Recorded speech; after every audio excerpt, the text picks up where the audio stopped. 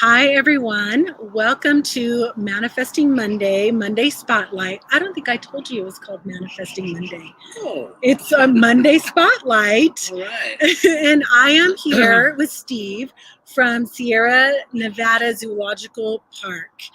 And we are here to, I'm here to promote businesses and people that I believe in.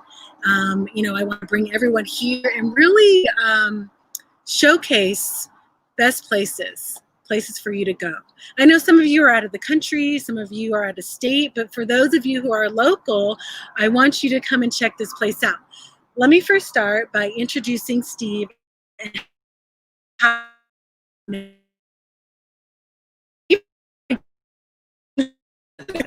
we just met.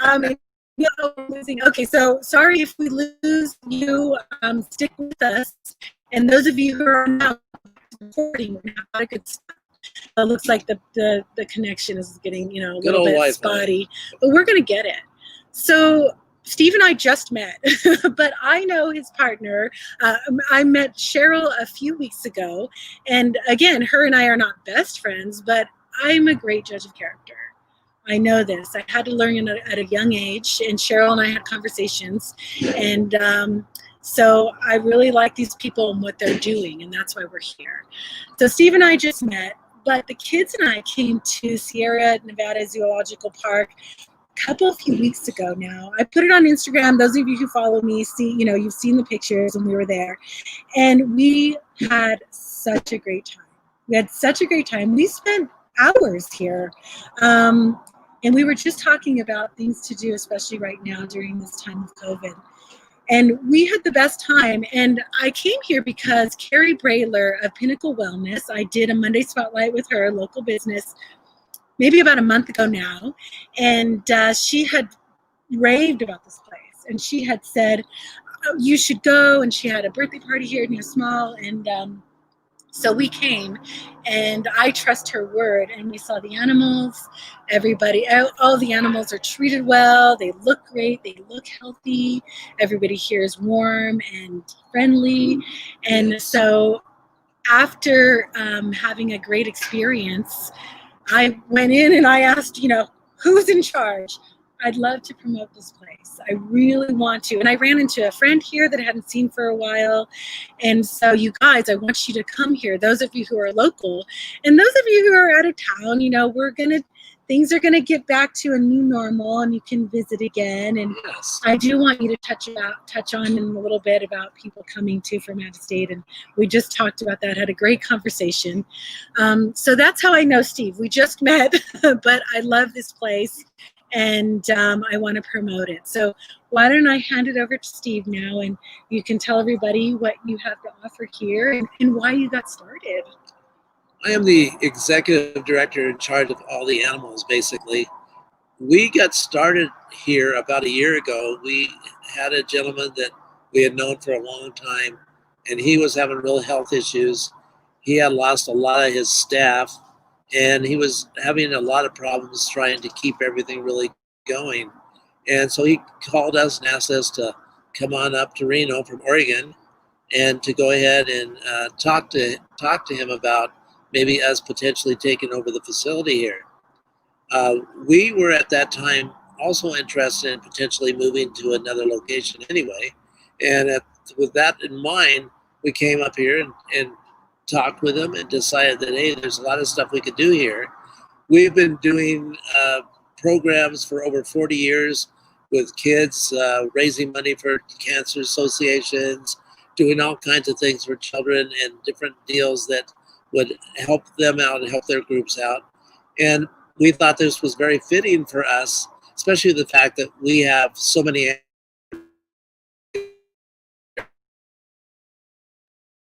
and these can actually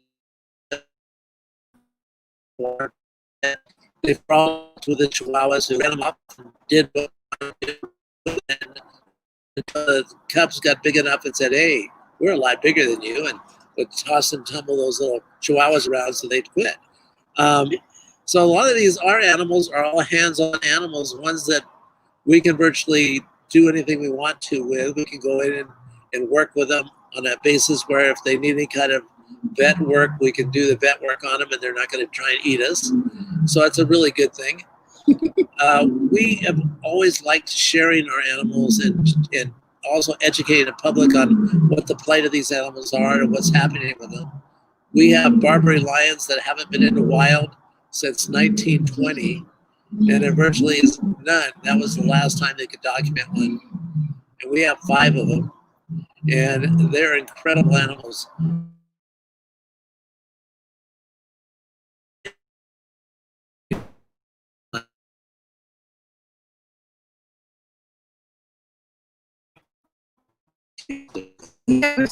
So, keep talking. They are amazing animals.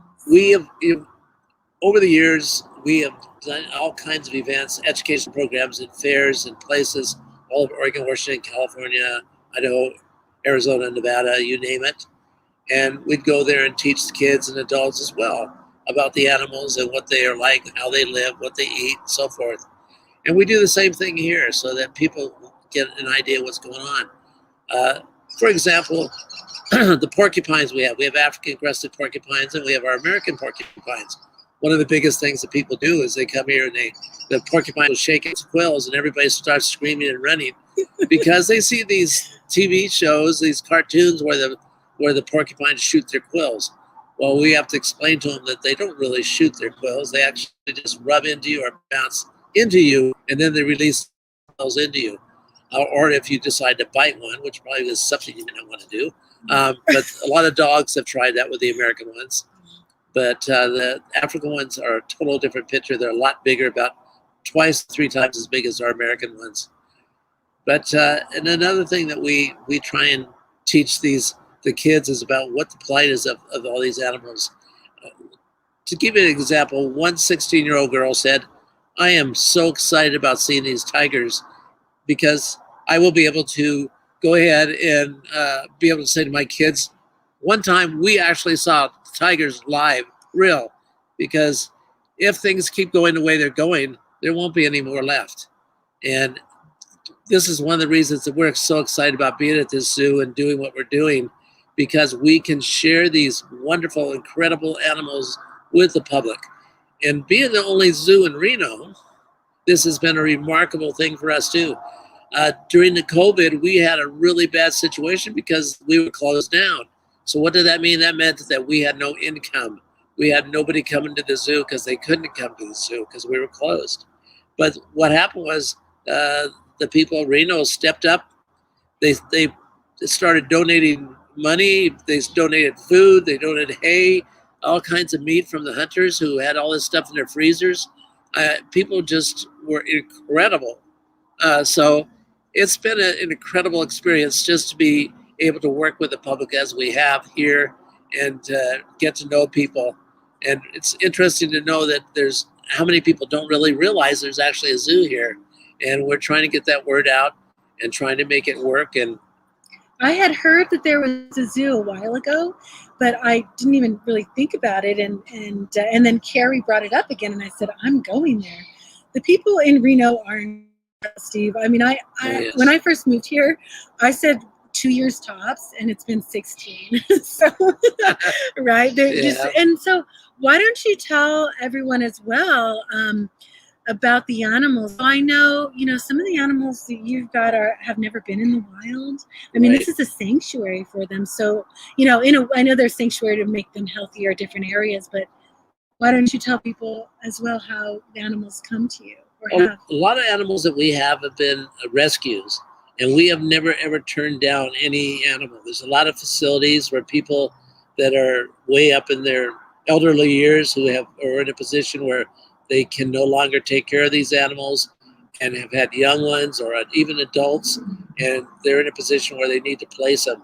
So we opened our home and opened our facilities to all these people that were in those kind of a position.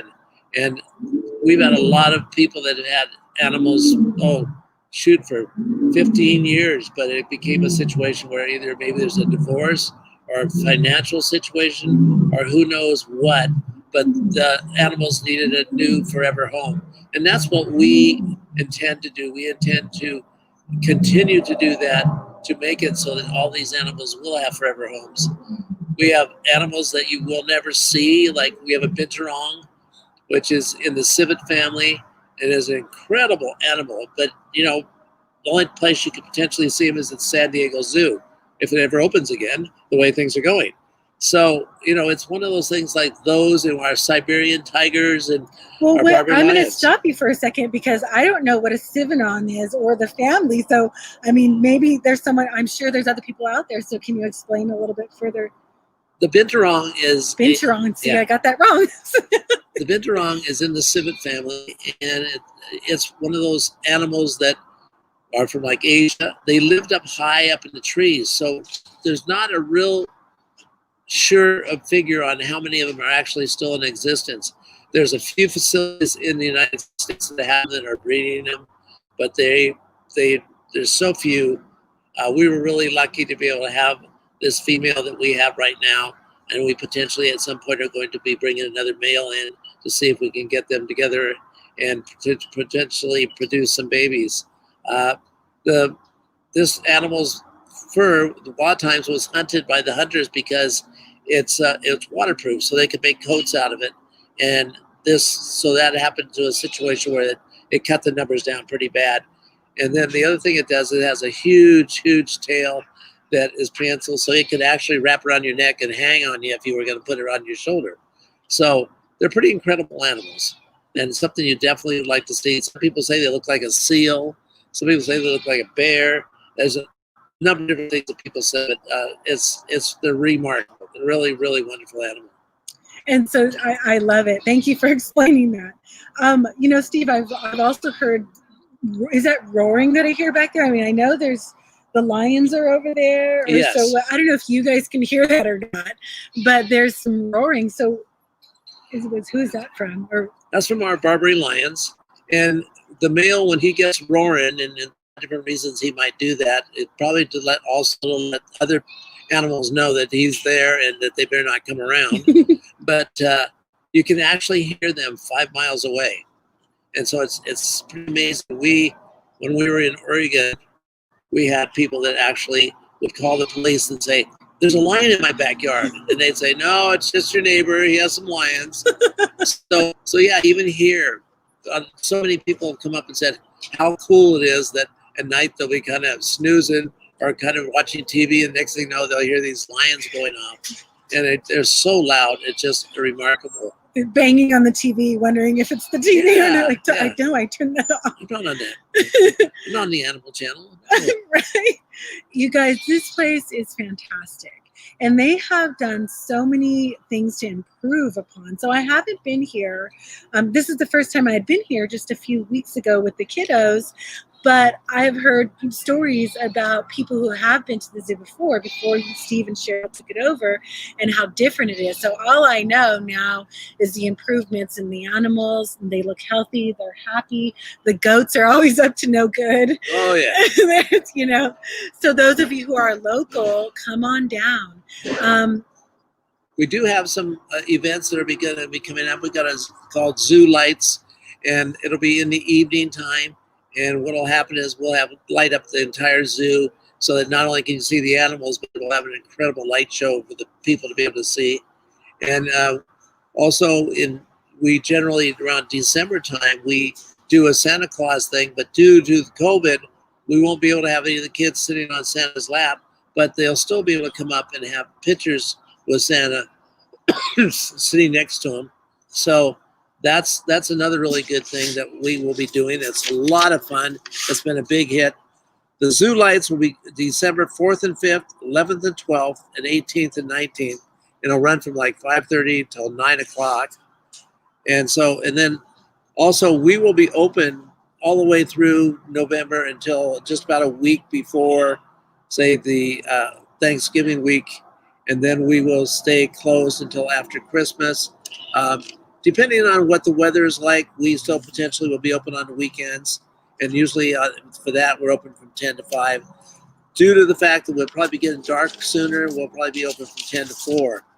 But again, when we do the Christmas thing, the kids can come in, they can get a cookie that they can make and put all kinds of fancy little little stuff on it. And we have hot cider and coffee and hot chocolate and all kinds of things. So a lot of stuff that'll be really fun for not only the kids, but the adults too. I can't wait.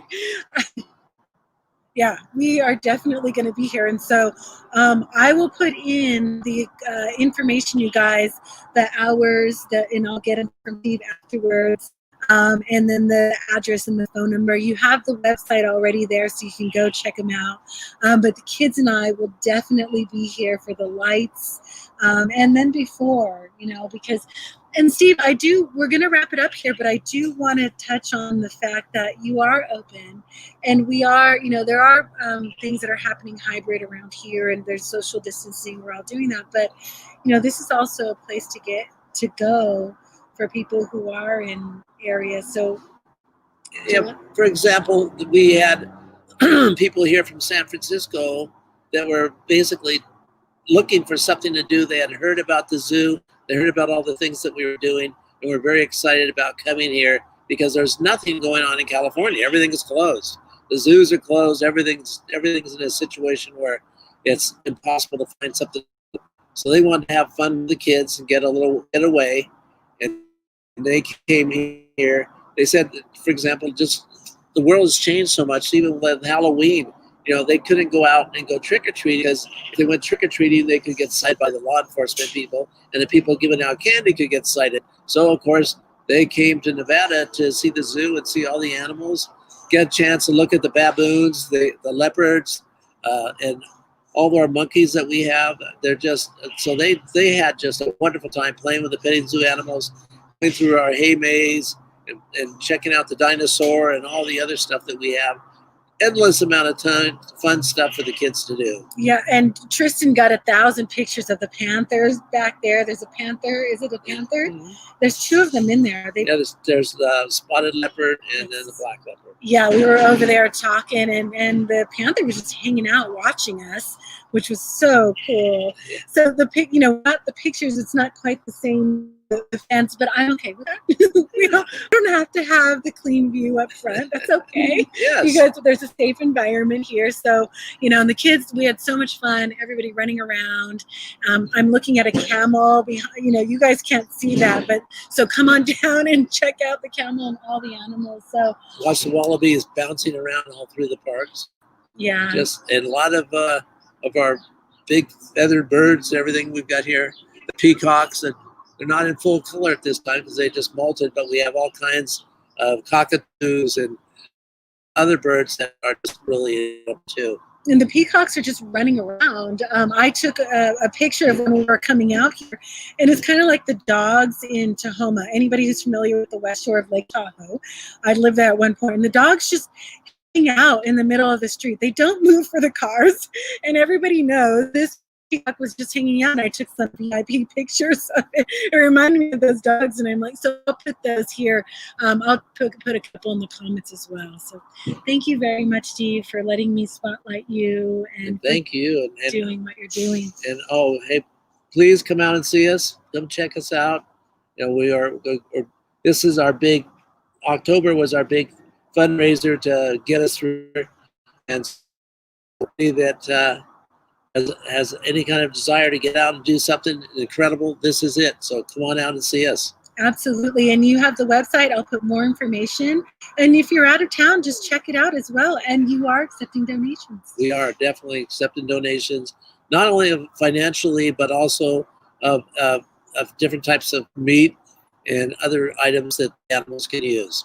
All right. Thank you so much. Okay, everybody, I will see you soon. Those of you who are just joining, hop on the beginning, watch from the beginning. There's a lot of good stuff here.